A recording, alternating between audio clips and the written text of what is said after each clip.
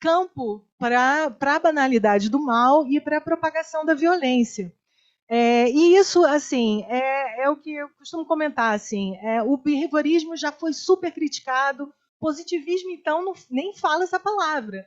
Mas essas categorias, elas continuam sendo muito influentes no nosso sistema de conhecimento, por outras maneiras. Então, elas estão invisíveis, elas estão ali influentes através de práticas que são práticas não ditas. Então, para finalizar, quando a gente pensa em interação humano-computador, e aí você tem cientistas da computação que falam isso, você tem assim, que tipo de interação você quer?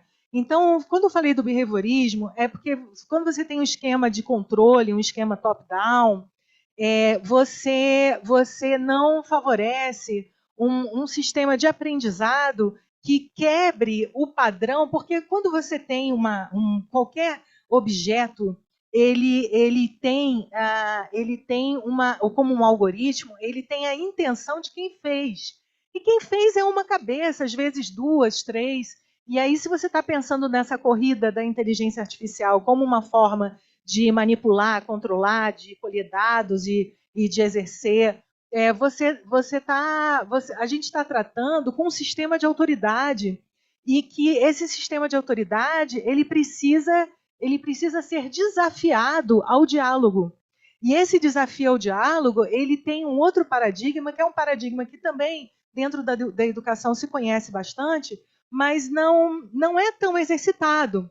Né? E assim, eu não vou falar mais, porque o meu tempo está acabando, mas para falar, assim, poderia dar para vocês vários exemplos, né, de como os museus organizam exposições envolvendo tecnologia, e como que os sistemas fechados eles são diferentes de tipos de interação. Então, a interação humano-computador, se você for pensar conceitualmente, você tem, vamos dizer, três categorias. Você tem uma categoria de ver como ferramenta, e aí você tem aquilo ali é separado do humano, então a natureza e cultura, então é separado do humano. Você tem uma categoria que é uma categoria dialética, que você vê como oposição, e a partir dessa oposição ela gera um aprendizado, que tem lá a perspectiva marxista e toda a perspectiva que tem essa influência. E aí essa perspectiva, ela ainda vê a tecnologia como ela é oposta, ela inclusive ela dá carga para os neoluditas, né, que acaba virando uma tecnofobia.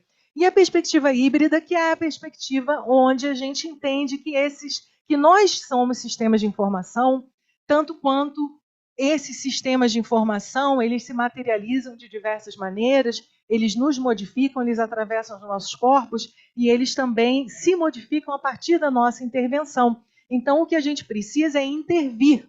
E aí, infelizmente, eu digo infelizmente porque esse exemplo eu deixei ali, porque não daria para mostrar, é um vídeo longo que eu recomendo para todo mundo que tem interesse no assunto, que é bem uma forma de você ver como que você coloca, por exemplo, uma turma para interagir com os dispositivos e o professor ali ele tá sendo maestro e os alunos eles são agentes autônomos e pensantes e eles estão ali participando de uma colaboração, eles estão ali interagindo, eles estão ali aprendendo como que mexe essa máquina, como que abre, como que transforma, como que mixa, né? Naquela época, mixagem, eles estão ali cortando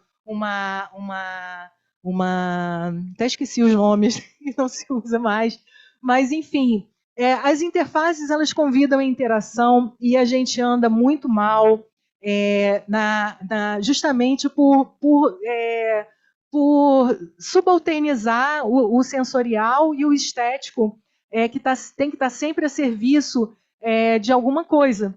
Então, a gente, como diz o Guattari, a gente precisa também investir em coisas que pareçam ser inúteis, porque são essas coisas que não, a princípio não parece que vai ter utilidade para ninguém, é da onde vai sair inovação, é da onde vai sair o conhecimento e é onde a gente vai conseguir gerar aprendizado cognitivo e onde a gente vai conseguir fazer com que as pessoas tenham uma relação fenomenológica que não é só apertar um botão.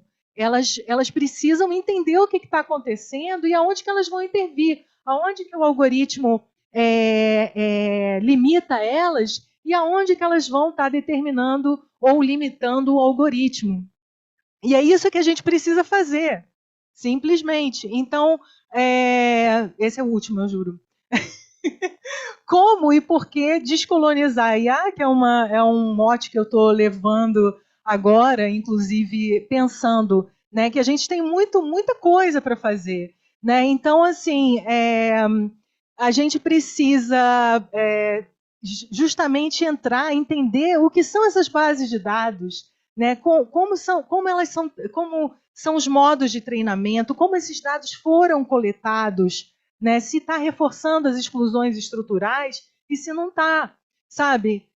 Se essa racionalidade, os métodos, as interfaces técnicas, se elas estão representando uma visão de mundo, e elas estão, de fato, representando uma visão de mundo, que é uma visão hegemônica, e que é uma visão que, enfim, que tem impactos também positivos quanto negativos, como que a gente faz um diálogo intercultural para entender o que seria uma metaética das tecnologias, o que seria uma metaética ou uma bioética interseccional para entender o impacto dessas tecnologias no mundo, no corpo e nas nossas vidas, e inclusive nas nossas perspectivas de futuro. Enfim, eu vou finalizar aqui e agradeço muito a oportunidade de estabelecer esse diálogo com vocês aqui hoje. Obrigada. Muito obrigada, Ellen. Acho que você trouxe alguns conceitos muito importantes para a nossa área de educação, trazendo essa reflexão sobre o que seria esse artificial e orgânico, sobre a inteligência, e principalmente para a gente entender como que a interação com as novas tecnologias também alteram a própria compreensão que a gente tem do humano.